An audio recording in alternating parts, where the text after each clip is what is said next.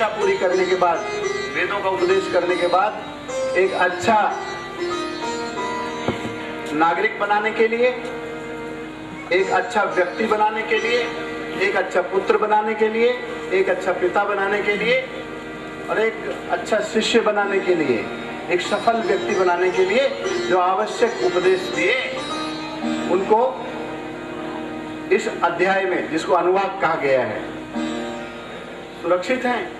और यह दीक्षांत भाषण, जैसा मैंने कहा, संसार में किसी भी ग्रंथ में या किसी भी विश्वविद्यालय में इतना सुंदर दीक्षांत भाषण न भूतो न भविष्यति, न हुआ है और न इससे अच्छा आगे हो सकता है। सारी बात एक व्यक्ति के जीवन के लिए जो आवश्यक है, ऋषि ने 8-10 लाइनों में सब कुछ कह दी है। और समय और व्यवस्था को ध्यान में रख करके मैंने जो कल्पना की थी कि 3 दिन में उस पर 3 दिन बात करेंगे, केवल 3 शब्दों पर या 3 शब्दांशों पर, 3 वाक्यांशों पर। पहले दिन का था सत्य पर, सत्यम वद। दूसरे दिन का था आज के लिए धर्मम चर, और कल के लिए और महत्वपूर्ण विषय मातृदेवो पितृदेवो आचार्य देवो भव। तो ऋषि ने कहा सत्यम वद धर्मम चर स्वाध्यायान मा प्रमदः। सत्यान्न प्रमज्तव्यम, धर्मान्न प्रमज्तव्यम, स्वाध्याय प्रवचनाभ्याम न प्रमज्तव्यम। मातृदेवो भव, पितृदेवो भव, आचार्य देवो भव, अतिथि देवो भव। खजुराहो के लिए और ज्यादा जरूरी है।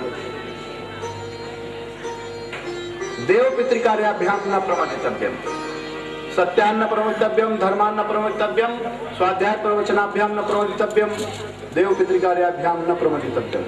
प्रमाद शब्द बार बार आया है। प्रमाद नहीं करना। प्रमाद का अर्थ है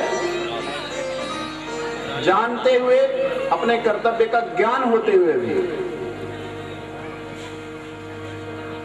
सक्षम होते हुए भी, योग्यता होते हुए भी, लापरवाही, उदासीनता, उपेक्षा और अवज्ञा करते हुए अपने कर्तव्य की अवहेलना करना। तो ऋषि ने कहा कि सत्य के बोलने में, धर्म के आचरण करने में और स्वाध्याय करने में, प्रवचन करने में और माता पिता और गुरुजनों की सेवा करने में प्रमाद मत करना। संक्षेप में पहला ये उपदेश दिया। इन्हीं पर 3 दिनों बात होना है। तो प्रमाद का मतलब हुआ लापरवाही पूर्वक उपेक्षा करना, अपने कर्तव्यों की उदासीनता बरतना, योग्यता होते हुए भी अपने कर्तव्यों का पालन न करना, ज्ञान होते हुए भी धर्म और सत्य का पालन न करना। कल बात हुई थी, ईशावास्य उपनिषद में एक बहुत सुंदर मंत्र आया है, हिरण्मयेन पात्रेण सत्यस्य पिहितम मुखम तत्वम पूषण अपावृणु सत्य धर्माय तिष्ठये। भक्त ने भगवान से कहा, भगवान आप सत्य स्वरूप हैं। एक ऐसा घट है ये संसार जिसके अंदर आपका सत्य और धर्म स्वरूप भरा हुआ है, लेकिन हिरण्मयेन पात्रेण, सोने के एक ढक्कन से इसको ढक दिया गया है। आपने ही ढका है भगवान, और ये चकाचौंध इस भौतिक जगत के कारण उस ढक्कन को हटाने में मैं सक्षम नहीं हूं और आपके उस सत्य और धर्म स्वरूप को प्राप्त नहीं कर सकता जो घट घट में भरा हुआ है। तो हे पोषण, पालन पोषण करता भगवान परमात्मा, मुझ पर कृपा करके उसको अपावृत करिए, अनावृत करिए, खोलिए, प्रकट कर दीजिए और मुझे सत्य और धर्म में प्रतिष्ठित करिए। अपने सत्य और धर्म रूप स्वरूप का दर्शन कराइए। भगवान राम के बारे में कहा गया है, रामो विग्रहवान धर्मः सत्यव्रतः दृढ़व्रतः धर्मज्ञः। ऐसे कुछ वाल्मीकि रामायण में राम के बारे में शब्द आए हैं। बहुत प्रशंसा है, बहुत श्लोक। कल जो बात हुई थी जिस प्रसंग पर वो था, एक सुमंत ने राम से कहा कि तात जिस प्रकार अवध अनाथ न हो, आप वापस आ जाएं और अपने राजधर्म का पालन करें, हम प्रजा का पालन करें। जय विधि अवध अनाथ न होई, अनाथ न होई, विधि अवध अनाथ न होई, जय विधि अवध अनाथ न होई, तात कृपा करे कीजिए सोई, तात कृपा कर कीजिए सोई, तात कृपा करे कीजिए सोई, तात कृपा कर कीजिए सोई, मंत्र ही राम उठाय प्रबोधा, मंत्र ही राम उठाए प्रभोधा, मंत्र ही राम उठाय प्रबोधा, मंत्र ही राम उठाए प्रबोधा, तात धर्म मतो सब तुम शोधा, तात धर्म प्रभु सब शोधा, तात धर्म मतो सब तुम शोधा, तात धर्म तो सब शोधा, श्री दधीचे हरिचंद नरेशा,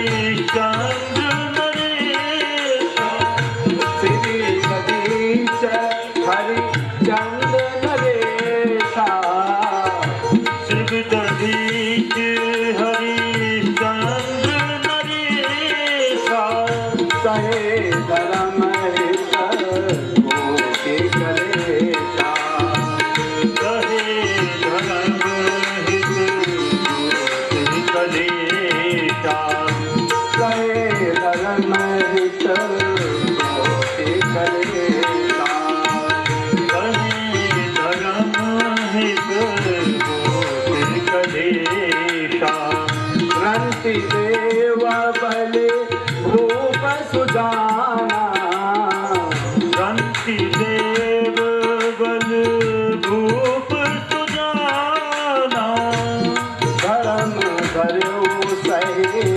संकट नाना, धर्म धर्यो कहे संकट नाना, धर्म न दूसर सत्य समाना, धर्म न दूसर सत्य समाना, आगम निगम पुराण बखाना,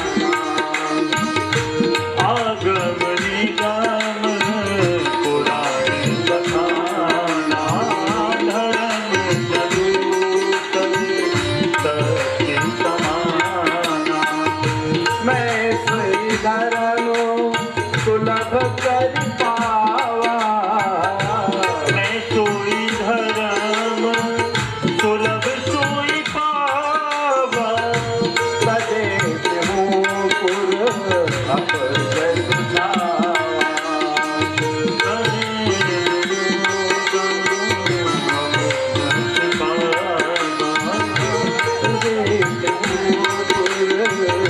अपजय सुझावा,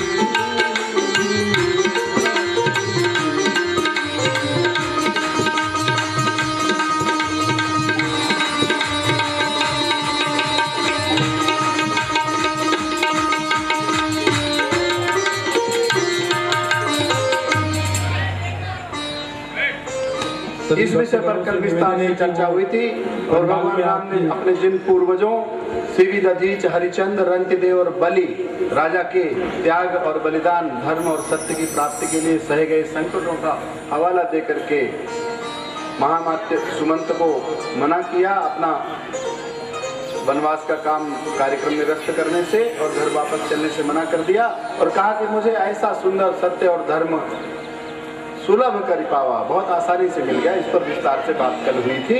अब मैं आज की कथा आगे बढ़ाता हूँ। ऋषि ने कहा सत्यम वद धर्मम चर, धर्मम चर, केवल इस पर आज बात होगी। सबसे पहला शब्द है धर्म। धर्म शब्द संस्कृत की ध्रिय धारणे से बना है, जो धारण करे वह धर्म। मनु ने कहा धर्मो धारयति प्रजा, जो प्रजाओं का धारण करे वह धर्म है। प्राचीन काल में जब राज्य नहीं था तब प्रजा का धारण, राज्य की ऐसी व्यवस्था नहीं थी, प्रजा स्वतंत्र रूप से रहती थी और स्वयं धर्म के अनुशासन में रह करके सब न्याय और सुरक्षा के साथ रहते थे। नैव राज्यम न राज्य आसीत, मनु ने कहा नैव राज्यम न राजा आसीत, न दंडो न च दांडिका, न दंड की व्यवस्था थी, न कोई दंड देने वाला था, न राज्य था, न राजा था। धर्मेणेव प्रजा शर्वा, प्रजा सब आपस में एक दूसरे की रक्षा धर्म के द्वारा ही करते थे। धर्म ही वह आधार था। आज भी देखें, एक आदमी के पीछे कितनी पुलिस लगाओगे? यदि एक एक आदमी धर्म का नाता तोड़कर, मानवता के धर्म का नाता तोड़कर अधर्म पर, पाप पर, अत्याचार पर, अनाचार पर उतर जाए, आमादा हो जाए, तो आप उसका क्या कर लेंगे? कहां तक नियंत्रण करेंगे? तो कानून और व्यवस्था की अपनी सीमाएं हैं।